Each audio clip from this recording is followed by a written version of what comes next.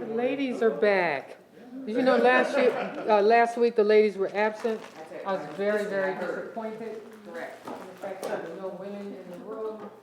And this is the half price sale. Fire sale and Valentine's Valentine's Day. candy. So I want to say happy Valentine's Day to everybody. Same to you. How's McDonald's? How's Fridays? Thank you. Oh, thank you. How was what? How was Fridays? What do you mean how was Friday? Didn't you take the city of Baltimore to Fridays for Valentine's Day? You know, my question really was, would he have asked the man that question? Probably. Well, Who are you? I plead the fifth. He would ask anyone anything. Thank you. You all know that she was on midday yesterday, and at the end of the show, Tom asked the mayor if she was dating. And she made it very explicit that she's dating the city. Everybody knows I'm married to the city. What's up with that? And the city would be offended. Okay. Oh, I have some good news first before we start. And this time last year, we had 47 recruits for the police department.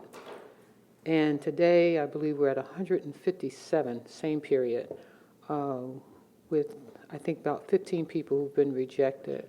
The rest of them have qualified to go into the academy. 157 minus the 15. But 47 applied last year, the same time, 157 this year. So that's pretty good.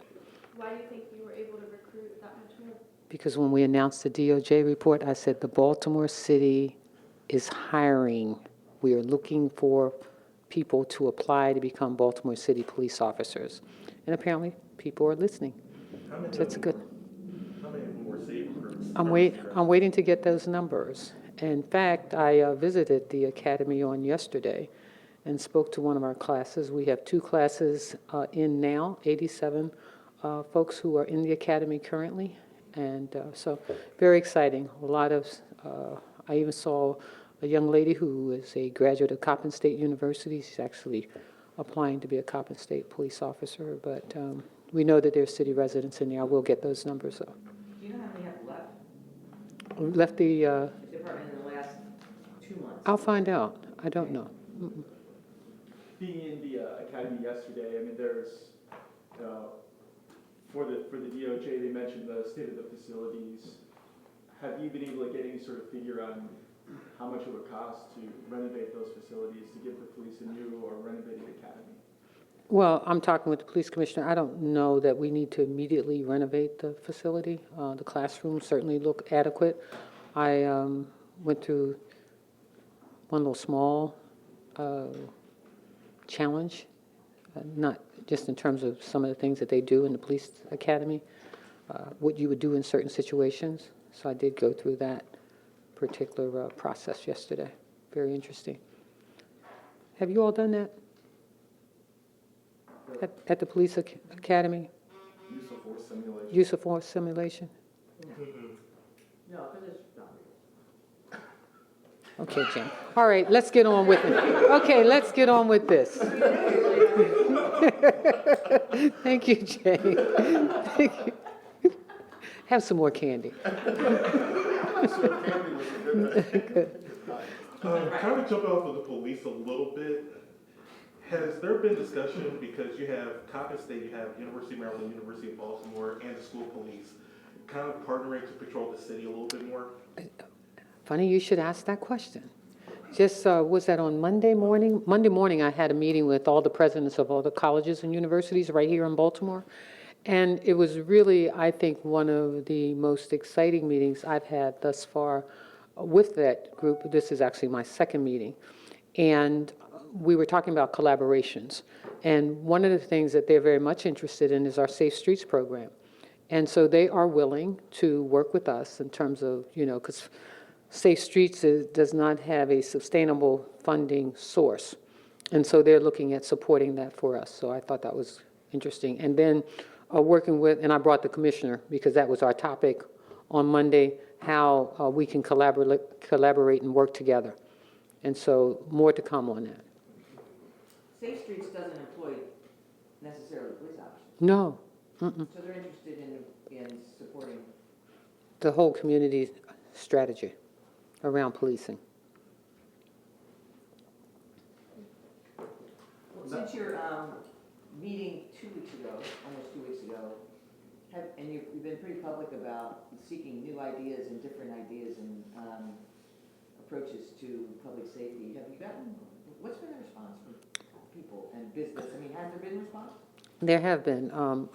You weren't here last week, Jane. I said that I did a call to action, and I wanted to sit down and meet with a group of people. Supposed to be 20 people, it turned out to be 95 folk, and it was very difficult to hear from 95 people. So what I did was put them in groups, and they reported out in groups of with 7 different people who reported out from the various groups, and they've given us some suggestions.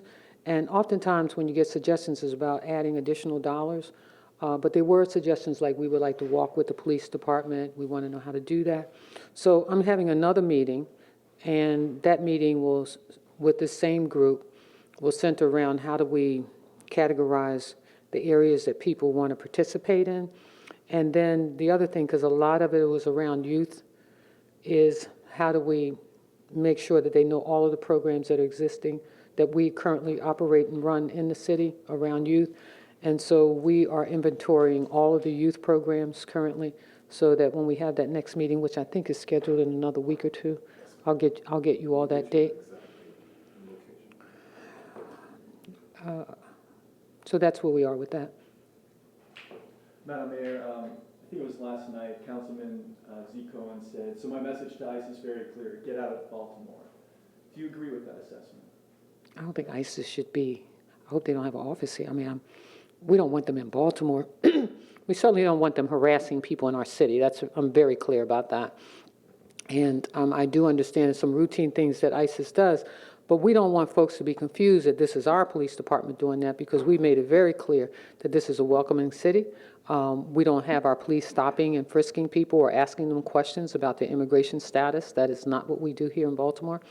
And we don't want ISIS occupying Baltimore more than any other city or state in this country. If ICE is arresting potential violent criminals, is that a good thing? I would think if they're arresting violent criminals of any sort, it would be a good thing.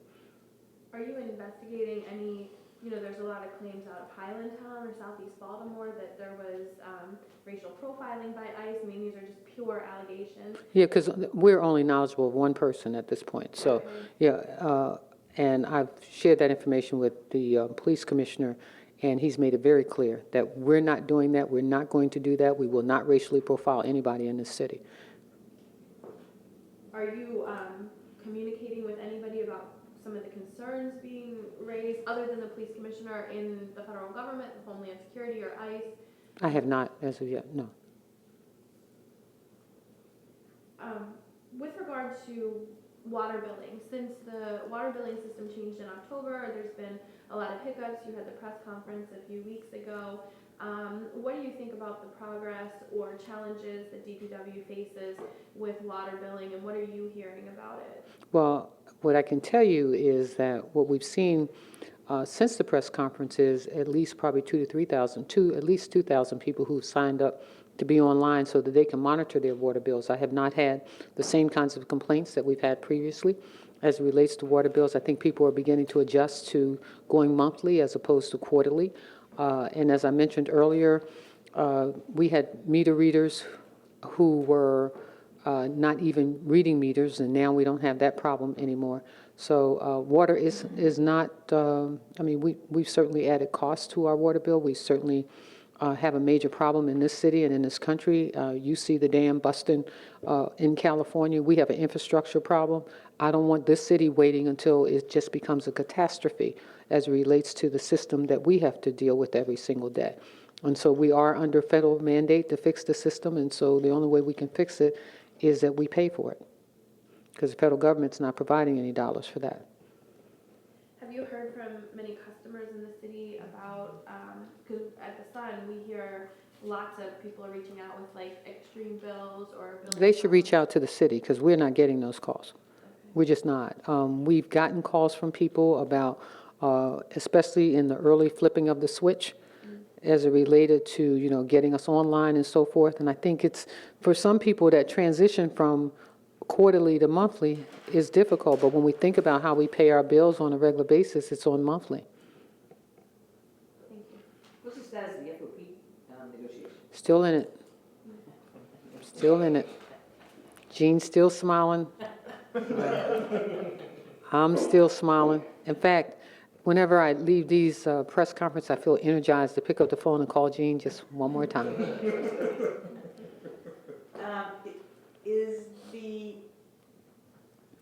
Is there a financial cost that accompanies the desire of the city to have civilians on the disciplinary trial board? In other words, is the FOP asking too much? No. We haven't gotten to that stage. What we've said in terms of the individuals who will be on the trial board is that they will be trained, but they'll be citizens of the city.